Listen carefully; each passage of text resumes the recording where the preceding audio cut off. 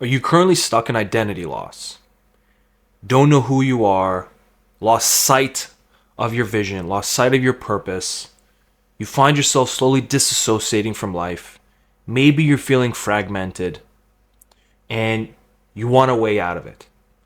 And maybe you've been in this for a couple months. Maybe, like me, you've been in it for a couple years.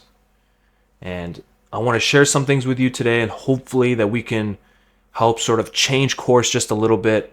Understand that these sort of things do not change overnight, although we wish they can, and maybe sometimes they do. But oftentimes it's going to be a nice, steady change in lifestyle that's going to allow us to get towards the sort of reality we wish and we dream of. Before we get started, if you're a new viewer, welcome. If you're a returning viewer, welcome back. And if you want to take it to the next level and be closer to the community, you can go ahead and click that button below, send you over to my monthly newsletter. You can go ahead and sign up for that. It'll give you my 3-step identity rebuilding guide as sort of a gift for being part of the community, and as well as being part of my monthly newsletter, where I'm going to give you all my insights on my Rule of 3 method to rebuild purpose back into your life, rediscover your identity, and then move towards an ego and soul integrated lifestyle. Okay, and by the way, if you're wondering what happened to my eye, why do I have like a shiner there? Well, as you guys know, I have a black belt in jiu-jitsu and I own my own academy and I train every day, and so took a nice elbow to the face. It's left a nice little shiner for you guys, but it is what it is, part of the game.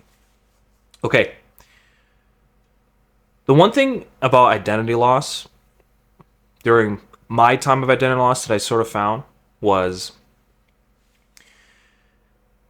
it is actually going to be the greatest thing that has ever happened to you. Because when you go through identity loss, there is reorganizing happening. There are some things you're finding that you are rejecting, and there are some things that you're being internally called towards to move. See, we're captivated by stories, and we're often stuck in stories. And if there's a story we have held on to for a long time, and maybe that story doesn't jive well anymore, it's not congruent with who we are and who we want to become, and there's this period of battle and argument internally as to, well, this is who I am, this is who I've been, but I don't know what it is going forward. Maybe I don't know, is that who I should be? And this struggle, this internal battle that we experience because of it. But I'm here to tell you that these stories that have been holding you, that perhaps you feel are not needed anymore, they are there for you to confront. You have to turn inwardly and face them and wrestle with them with curiosity, adventure, compassion, love, and a firm hand to see what it is that this energy, this complex, this archetype wants from you. Does it want you to understand? Does it want you to integrate? Or does it want you to let it go and reinterpret your life moving forward? Reimagine who you're supposed to be. You see, we identify with our stories. The story that perhaps we're the funny guy, or perhaps we're the loser. We're the person that everybody always leaves. There's a story we stick to, we glue to, perhaps because it's helped us at a certain period of our lives. Maybe it helped us, maybe it did. Perhaps it has given us meaning, even if it's painful.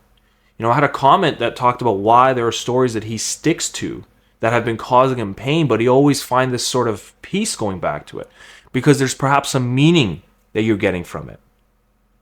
It's better to have meaning in pain than to have no meaning at all, because we are purpose driven. But we have to sort of see the bigger picture. The bigger picture is not to completely wipe your brain of stories. You can't do that.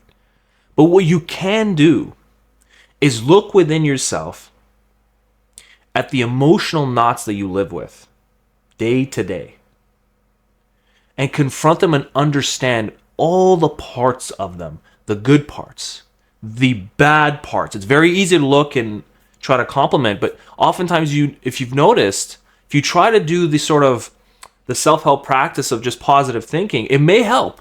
Of course it can help. But you find it doesn't fully get to the root. It doesn't fully get there.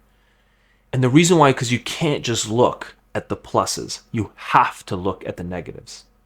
You have to look inwardly at the ugliness of you sometimes. But again, I preface this with curiosity, adventure, compassion, especially compassion. You don't want to look at these and judge and criticize and belittle yourself. That is not how you do it. It has to be done from a place that you are, imagine communicating with yourself.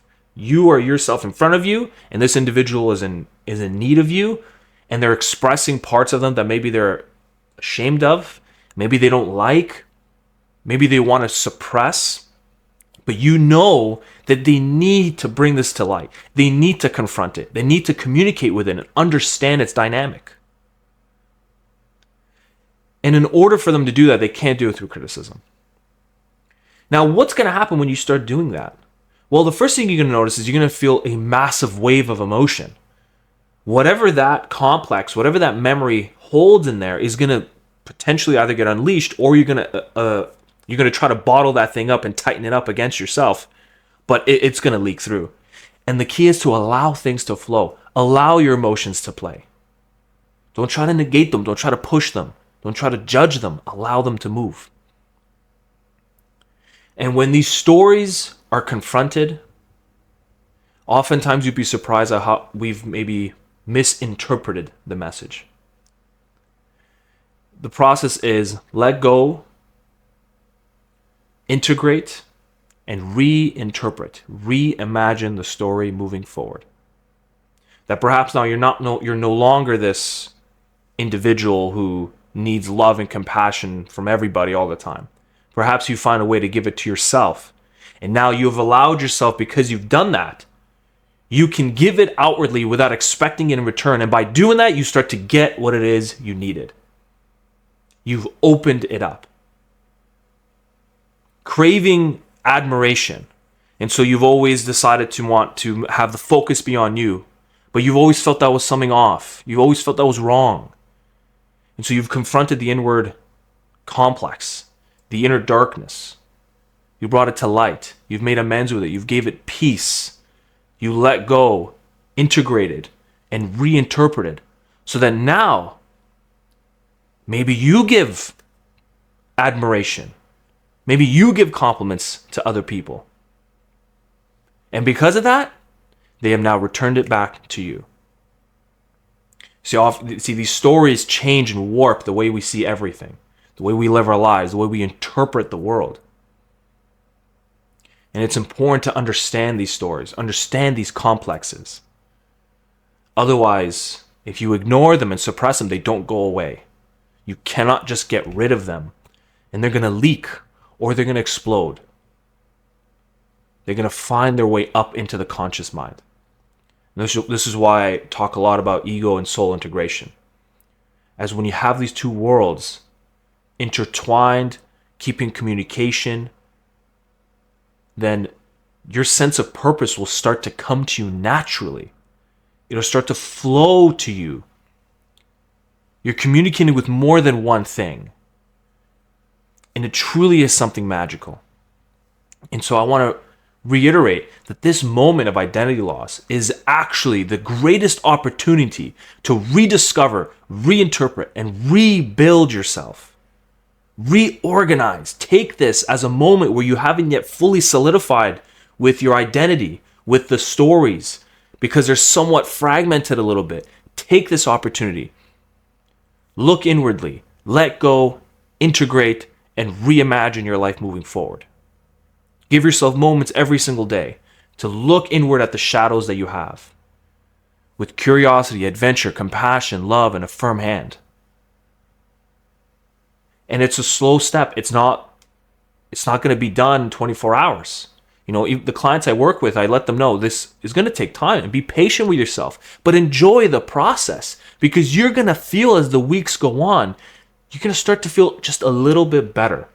Enjoy that. Revel in that. Be grateful for it. Have gratitude as much as possible. And as you do that, it'll compound and it'll grow and it'll grow. And then who knows, maybe one day, like me, where when I went through my identity loss, went through years of it, had to rebuild. That's why I built the Rule of Three method, to organize and now help you in that same situation. That at some point I woke up and I said, I know what I have to do now. And that's doing what I'm doing with you currently. And so I really wish that for you. I really hope that for you. I don't know if that last sentence made sense, but that's what I felt. That's what I felt in here. But regardless, if this message resonated with you and you want to be a part of a community that is like-minded and moving towards the same direction, go ahead and click that button below. It'll send you over to my website. Sign up for my monthly newsletter, and I'll send you my 3-step identity rebuilding guide as a thank you for being part of it. Something that I've always wished I had during that time of identity loss, and so it is with great pleasure that I present it to you. And being part of a group of people that want to rebuild themselves, rediscover who they are, and move towards an ego soul integrated lifestyle. Well, thank you very much for watching. I'll see you on the next video.